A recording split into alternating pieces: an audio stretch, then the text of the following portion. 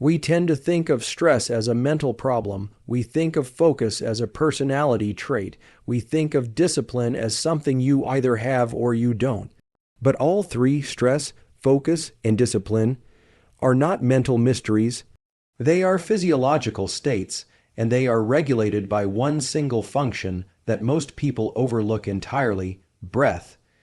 Every breath you take is a command to your nervous system. Most people move through life without realizing that their breath is the most direct, most immediate, and most powerful lever they have to influence their internal state.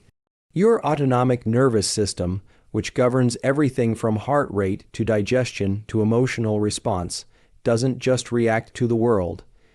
It responds to the signals you send it through breath. Fast, shallow breathing is a signal of threat. It tells your system to brace for impact, to tighten, to prepare for fight or flight. But deep, slow, controlled breathing sends a message of safety, of clarity, of strength. This isn't theory. This is how the nervous system was designed. It obeys patterns. It follows rhythm. It responds to the pace of the lungs. What most people misunderstand is that stress doesn't begin in the mind. It begins in the body, and the body's first interpreter of threat is not thought, but breath. When your breathing is chaotic, your nervous system interprets that chaos as a need to mobilize, to defend, to run. When your breathing is controlled, the system unlocks higher faculties, concentration, creativity, and calm. This is the divine interface between the seen and the unseen. Your breath is invisible, but its impact is undeniable. It is the breath of the soul meeting the circuits of the flesh. The Creator designed it so that you would never be without access to peace. Not through material things, not through achievements, but through what was placed inside you. Your ability to breathe with intention. The autonomic nervous system has two branches, sympathetic and parasympathetic, one for activation, the other for restoration. And breath is the bridge between them. This system was made intelligent, responsive, and sacred. When you take control of your breath, you take control of which system dominates whether you live in reaction or in regulation. It's not magic, it's not wishful thinking, it's not modern hype. It's an ancient truth confirmed by modern science. The prophets, the warriors, the mystics, they all knew it. The breath is the first gift given to man and the last thing he lets go. It is holy, it is powerful, and it is yours to command. So the question is not whether your nervous system is controlling your life. The real question is, are you controlling it or letting it control you? And breath is the answer. You can flip the switch from chaos to calm, from scattered to sharp, from reactive to disciplined. And it begins not with motivation or emotion, but with the lungs expanding, the diaphragm descending, and the mind following the body into stillness. Breath is not a wellness trend. It is ancient circuitry. It is the tool of prophets and warriors. It is the signature of life itself, and with it, the nervous system bows. Every shallow breath is a signal of fear. Every rapid inhale is a whisper to the brain that something is wrong. And the brain listens. It doesn't ask for your permission. It doesn't wait for logic or reasoning. It reacts. When you breathe fast and from the chest, not the belly, you activate ancient survival pathways circuits carved into your nervous system by generations of danger, war, famine, and threat. These circuits aren't evil. They were designed to protect you, but they were never meant to be switched on all day, every day. And that's exactly what happens when you live with shallow breath. You stay stuck in a loop of low-grade panic, cortisol release, and overvigilance. Your body becomes a battleground and your mind becomes its hostage. This is no accident. The breath is the gatekeeper. Shallow breathing is not neutral. It is the signature of stress. It is the breath of prey. It is the biological language of urgency, of collapse, of being hunted by life. When you breathe like that, your brainstem, the part of the brain that regulates survival, flips the switch. Blood rushes away from your prefrontal cortex, the part of your brain responsible for focus, logic, and planning, and floods your limbs, your gut, your heart. You're not thinking, you're surviving. You can't access patience. You can't access strategy. You can't access peace. Why? Because your breath told your brain that you're in danger, not once, not twice, but hundreds of times a day. This is spiritual warfare at the level of physiology. This is not just about science. This is about dominion. If the breath is corrupted, the mind cannot be free. If you are breathing shallow, you are signaling submission to stress. You are bowing to fear without even speaking a word. But breath was not given to you for fear. It was given to you for life, for clarity, for praise, for war when war is needed, and for peace when peace is commanded. And you command peace with breath, but not the breath of panic, not the breath of shallow lungs and tight chests. You command it with depth, with intention, with the breath of warriors, of prophets, of kings. Shallow breathing pulls you away from your divine center. It makes you impulsive. It makes you reactive. It makes you weak in the face of small things. It disconnects you from your authority. This is not a flaw in the design. It is the brilliance of it. You were made to breathe with power. The breath was made to be your anchor. And when it's shortened, your access to higher thought, to calm, to purpose, it all shortens with it. You can't pray properly. You can't think clearly.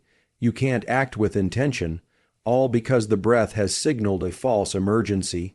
And the brain, faithful servant of biology, obeys. The breath leads, the brain follows every time.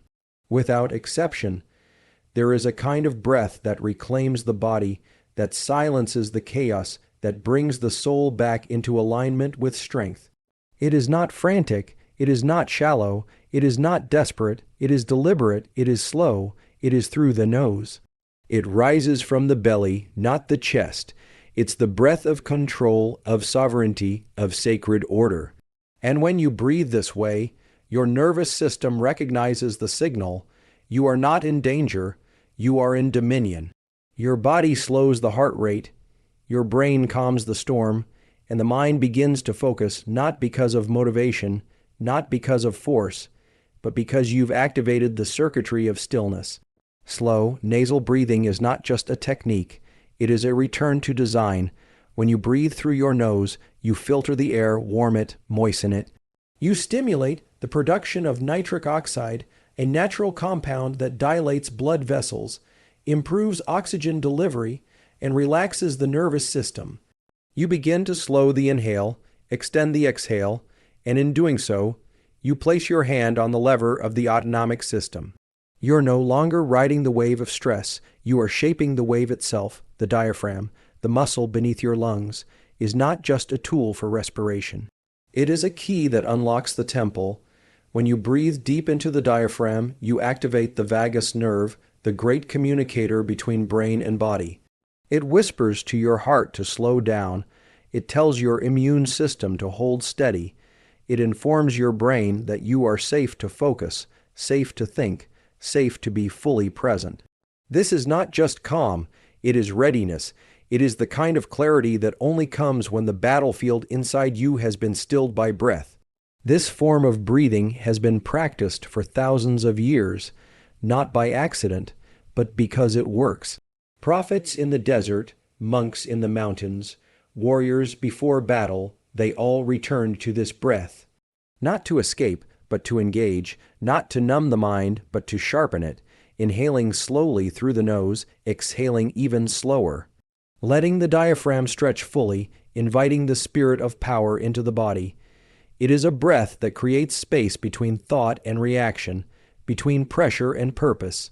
And in that space, you find control, not the control that comes from effort, but the control that comes from alignment. The breath becomes the rhythm of your discipline, the root of your resilience. It is the breath of those who do not panic. It is the breath of those who lead, who endure, who see clearly when others are consumed. This is the breath of those who are unshaken. This is the breath that calls the mind to order. It is not fast. It is not forced, it is slow, it is nasal. It is deep, and it is holy. You are not just a body with breath.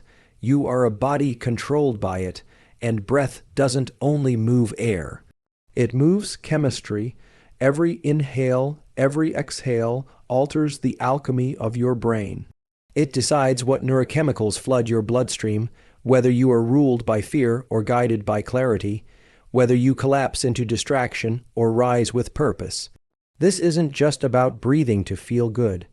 This is about wielding the codes of creation inside your biology to command focus, discipline, and power when others fold under pressure.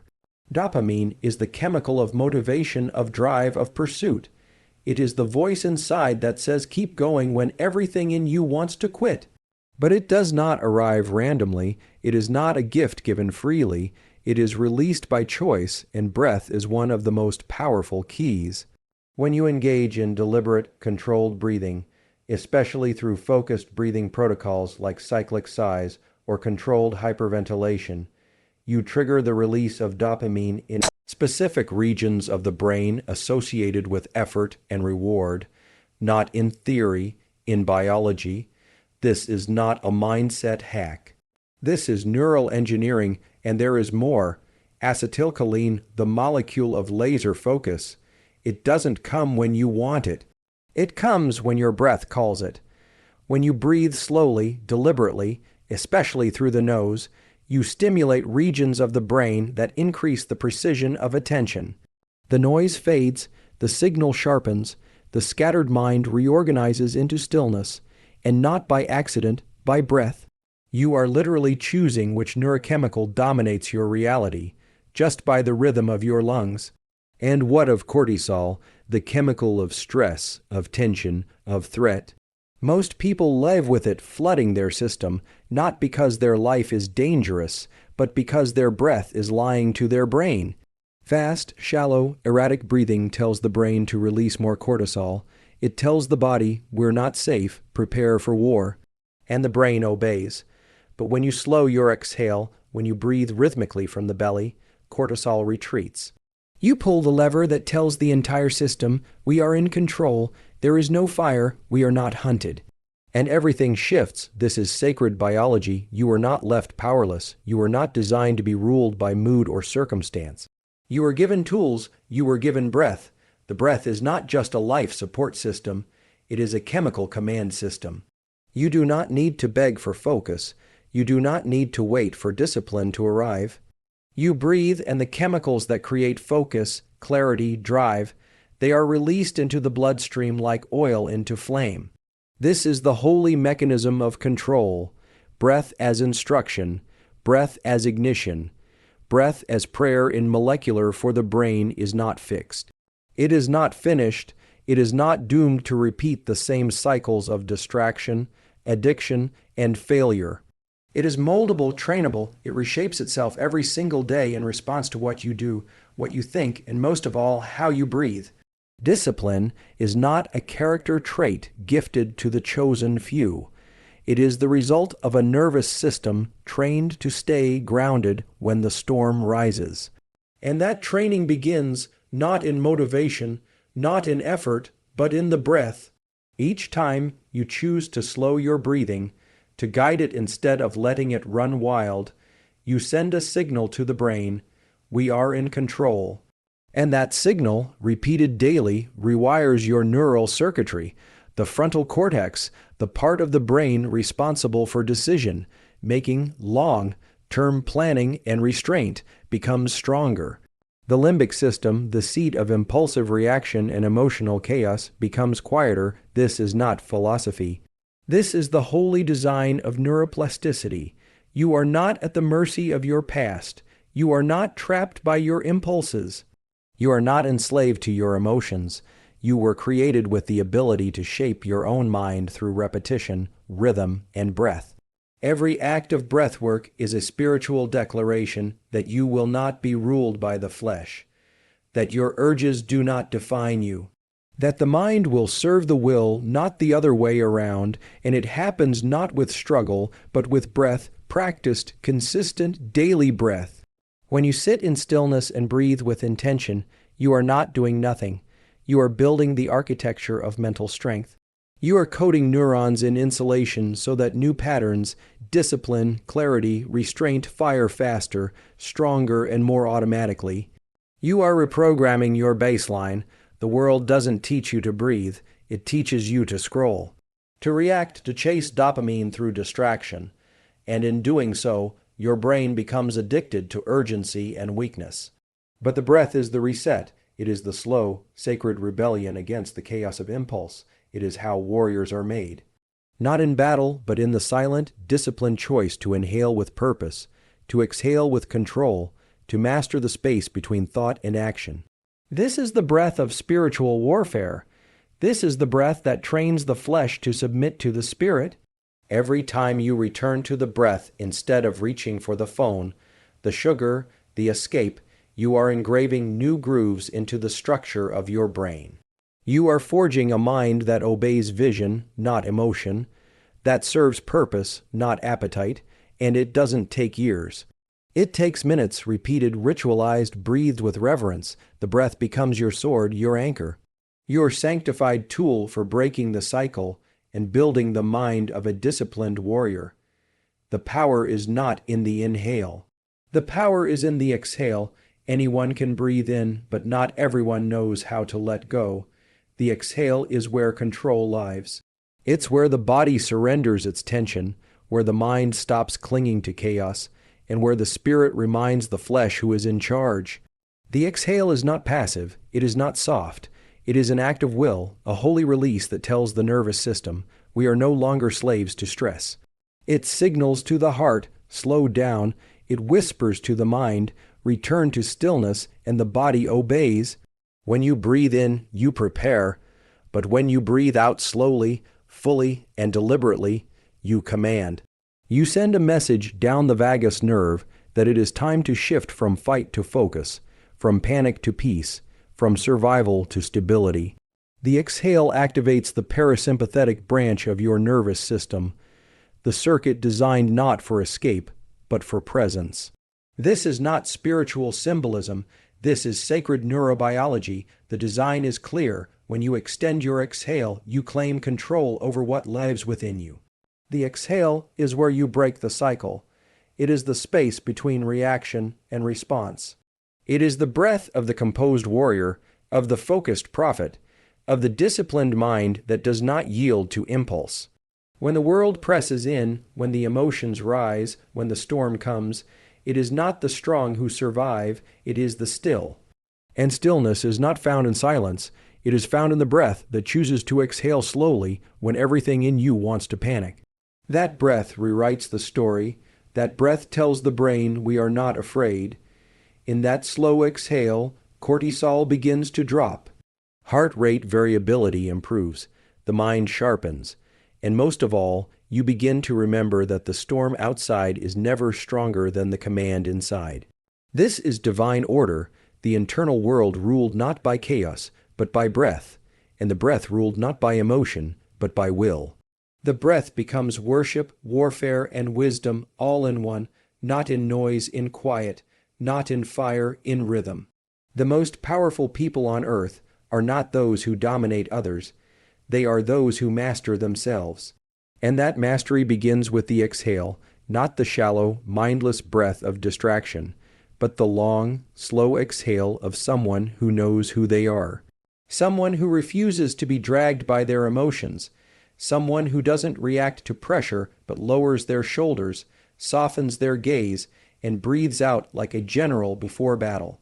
That kind of breath is not weak. That kind of breath is dangerous to everything trying to break you. Because it proves you cannot be moved, you cannot be hijacked, you cannot be triggered, because you know where your power begins, and it begins with the exhale.